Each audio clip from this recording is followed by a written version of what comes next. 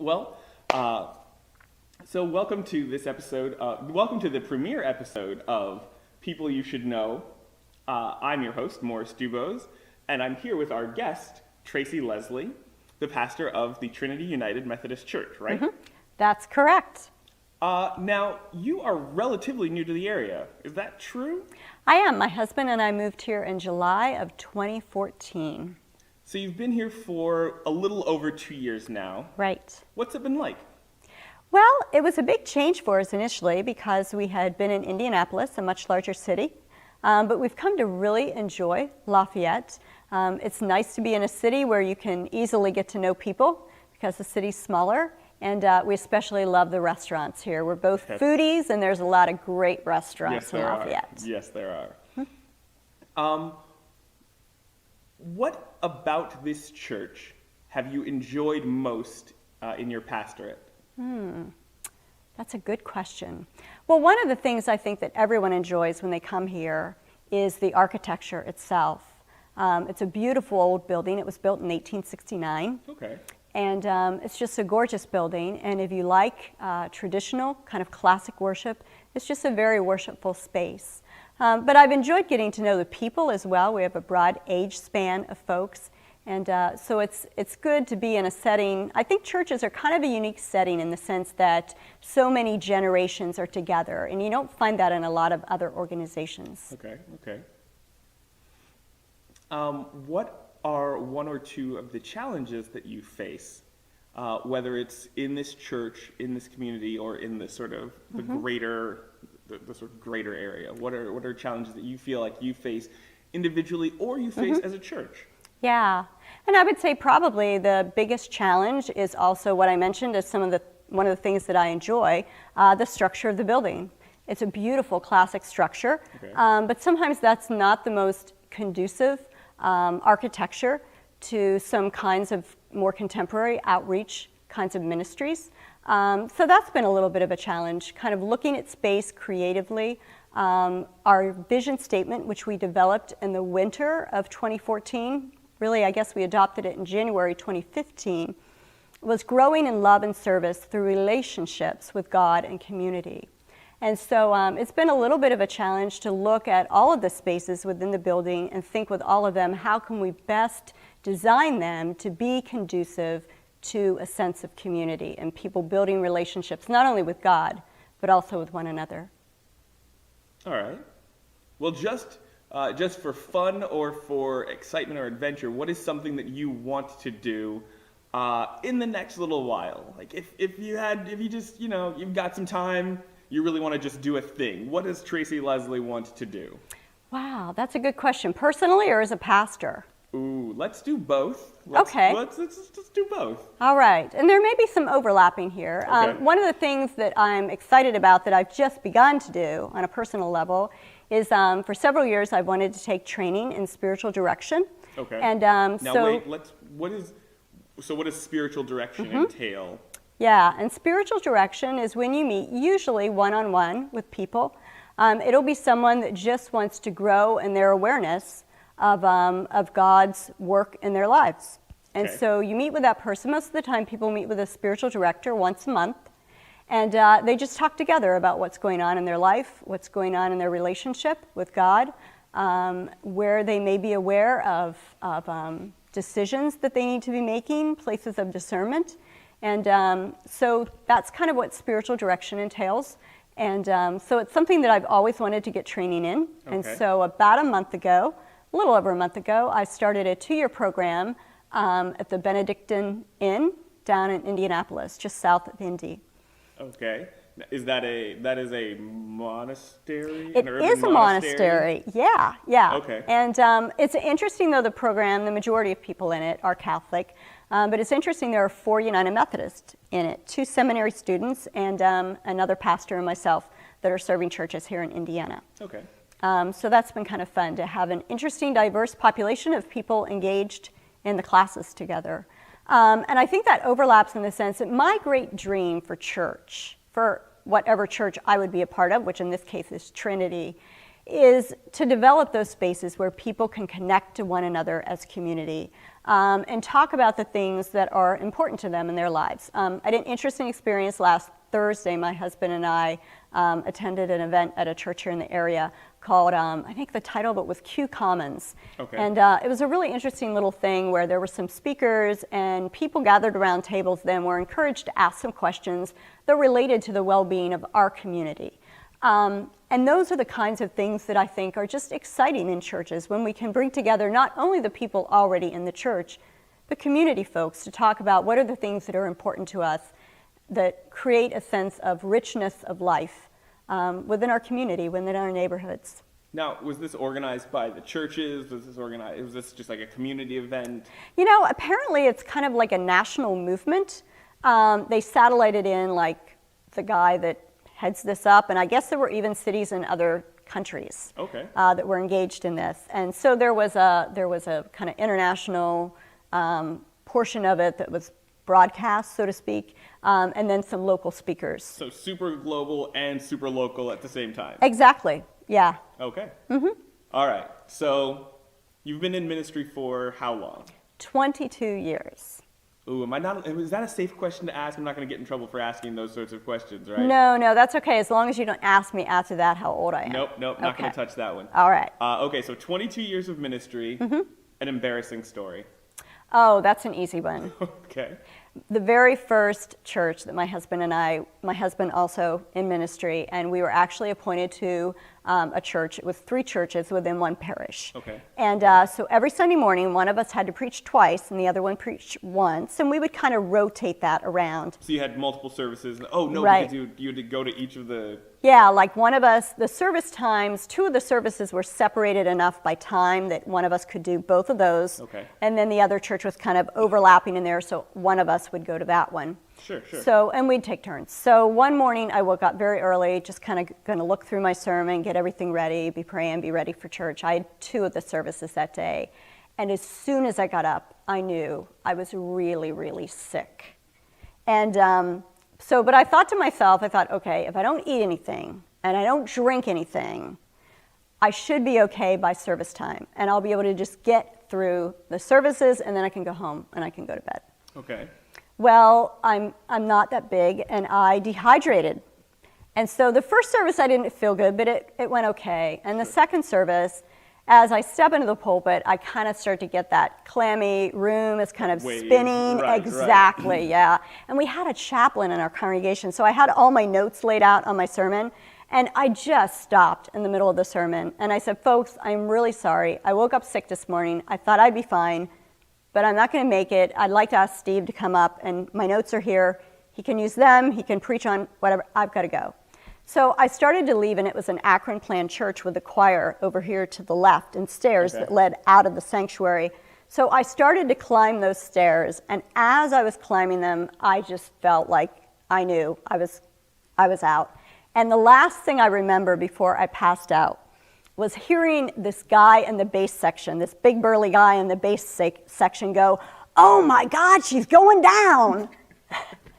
And I came to, he had like picked me up and taken me out of the sanctuary. So that was super, super embarrassing. And this was a church that you had just started, this was fresh into the ministry. Yeah, it was like we had only been there for about 4 months at the time. Yeah, it was really embarrassing. So how did the congregation respond? Were they very supportive and sad and sorry for you? They were, but the funniest part of the story was my husband and I were very young then, because it was our first appointment. Sure. And particularly one of the congregation had a lot of older ladies, very grandmothery kinds of ladies.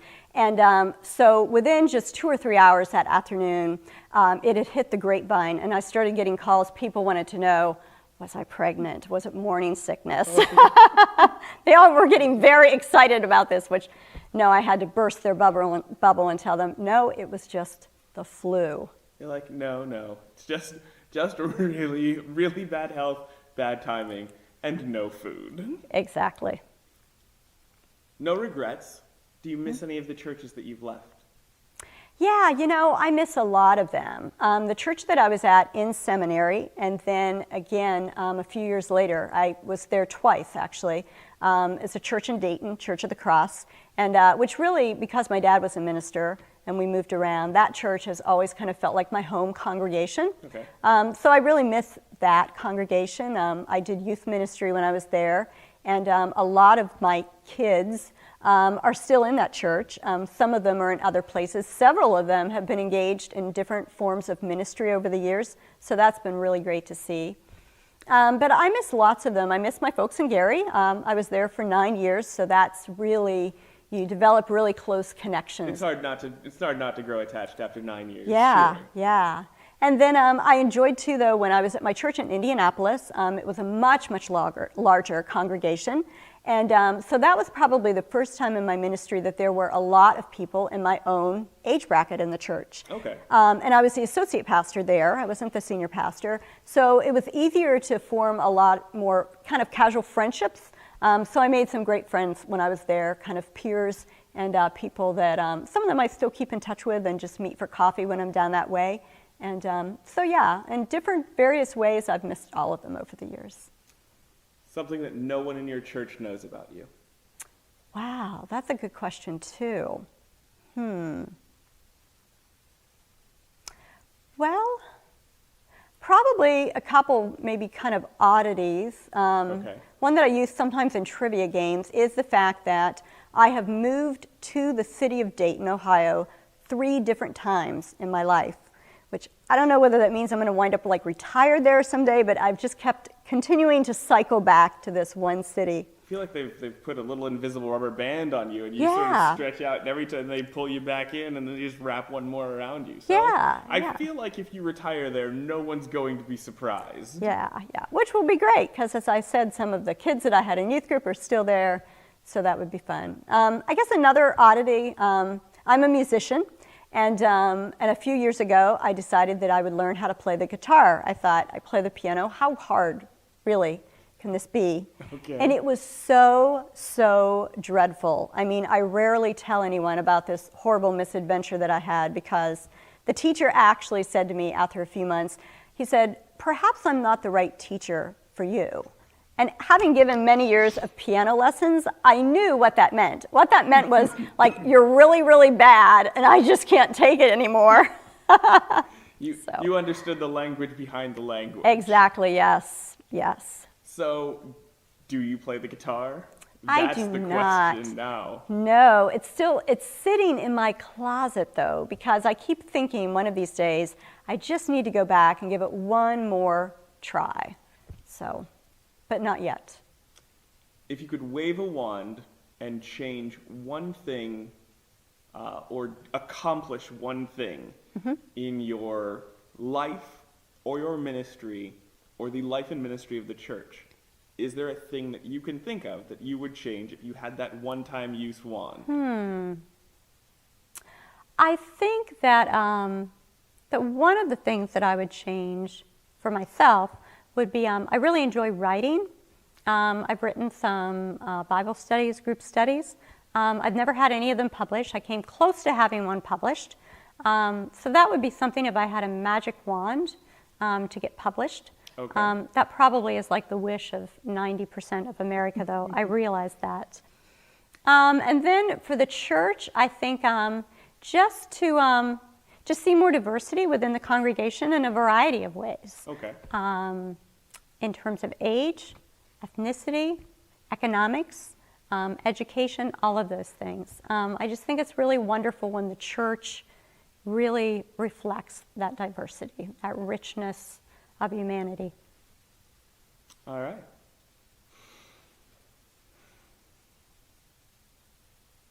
Do you think much about your legacy?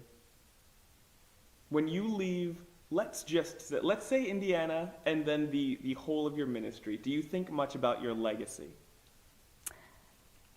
I probably do. I mean, I think ministers in general do. I mean, anytime you're serving, you think, is what I'm doing now going to bear fruit that will last? And I guess what I hope in my legacy is really what I'm able to see now, a couple decades out from my ministry in Dayton. As I said, I have some of those young people that, as they grew up, became engaged in ministry themselves. Sure.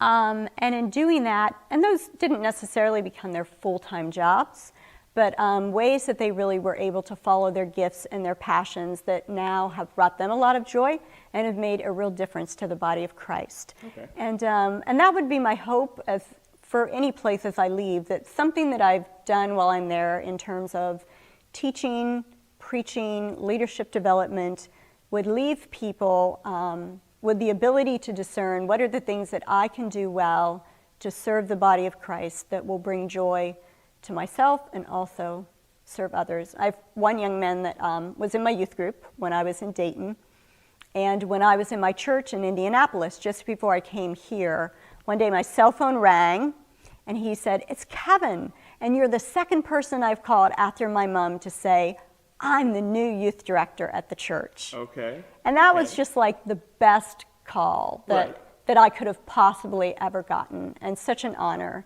to know that his experience in youth group was meaningful enough to him, and now that passion, he's living that out. And I read their newsletter every month to see what he's doing with his kids now, and just am really excited to see the fruit that his ministry bears. All right, so 2 more questions and then I will let you go. And the first, I know that you studied music at some point. Yes? Okay, now, and that was in college? In college and grad school. So I have a bachelor's and a master's. In college and grad school. So you got a bachelor's and a master's in music. Right. And you ended up as a full-time pastor. That seems like kind of a left turn. When did the left turn happen? How did you end up where you are, as opposed to, I've heard you play the piano. You're fantastic. Well, and it was around my senior year in college, and I just, I was playing a lot of gigs at that point in my life. Like where? And, it was during college, and you were out private parties, those kinds of things. The West End Hotel in Pittsburgh, I would do the tea time there, music for that. So you were on the road to a reasonable career. Yeah. But a professor of mine made a comment one time about it being oral wallpaper. Okay. And I guess I probably wasn't an unusual 20-something at that point when I thought, wow, I want to do more with my life than that. I want to make a change and an impact in the world. And so my mom saw this article in a conference newspaper, United Methodist newspaper, about summer interns and for people that were thinking about ministry. And I really wasn't. And I didn't lie to them when they interviewed me. I told them I wasn't, which is probably why they gave me the only internship that didn't involve shadowing a pastor. And it was someone to direct an ecumenical children's ministry in Johnstown, Pennsylvania, which is my hometown. Okay. What kind of ages? Like really little, older? Yeah, like basically like elementary school, all of elementary school. So about 6 through 10 probably were the primary ages. And it was in a pretty rough part of town. And there were 2 little boys especially. They were always getting into trouble, and they were just really difficult. And one day one of them fell and got hurt, not seriously, but enough that, we were all concerned. And I had their addresses, of course, on the forms that they fill out. And so I went to their home that evening to make sure this kid was okay.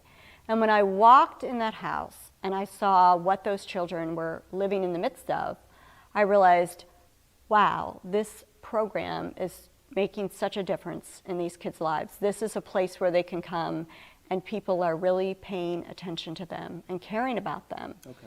And that was really the point at which I started to think about ministry.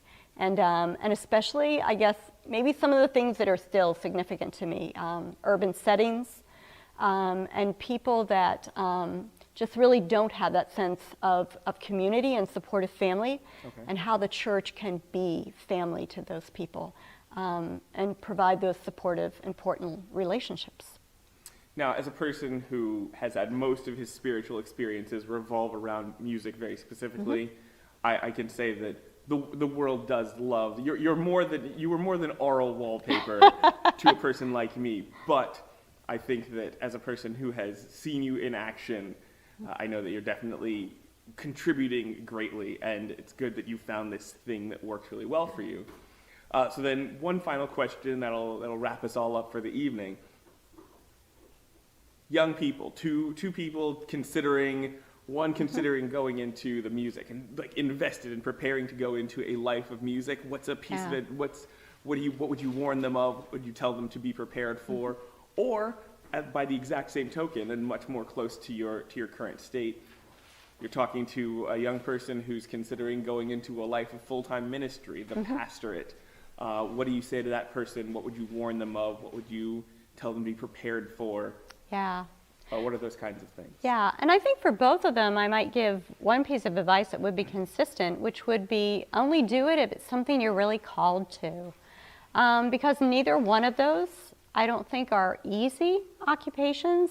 Okay. I mean, professional musicians, there's a lot of people out there who want to be professional musicians. It's highly competitive. So you've got to just really love it. You may not get paid a lot of money, but if you love it and you love that opportunity, then it'll work. But don't do it unless you really love it and you really feel called to it. And the same way in ministry. Don't do it unless you really feel called, unless that's really where your passion is. And I think even more so today, I think the church is going to change so much in the next decade and a half in terms of how even mainline Protestant denominations, I don't know how many churches will be able to continue with the model of a pastor who is, that's their single vocation. I think just cost of benefits of insurance, the way the culture is changing, that a lot more people in ministry are going to need to become bivocational. So there's going to be a lot of changes and a lot of challenges, I think, in the next decade and a half. I mean, I don't know what the church is going to look like in another 10 or 15 years. So be prepared to adapt. Yeah, an enormous need to be adaptable. Yeah. A trick of the trade you would hand off to one of them? Wow, a good question. I think I would say spend a lot of time listening to young adults. Because you really, I mean, it's great to read and great to read blogs and online articles and all those kinds of things, but you're not going to learn as much as if you just get in there and dialogue with people and get to know people. And that way you know what people are passionate about. Having heard you speak, I will offer the soon-to-be clergy person a suggestion. Develop your memory. You give the dynamism of your speeches, of your sermons, comes from the fact that you have a keen memory that serves you very well, and it makes your speeches and sermons that much more engaging. Well, thank you. So thank you very much. Tracey is Leslie, pastor of the Trinity United Methodist Church, West Lafayette. Lafayette? Are we We're just in Lafayette. I was saying, we're just in. Okay, yeah. So just in Lafayette, Indiana. This is Morris Dubos, and this has been People You Should Know.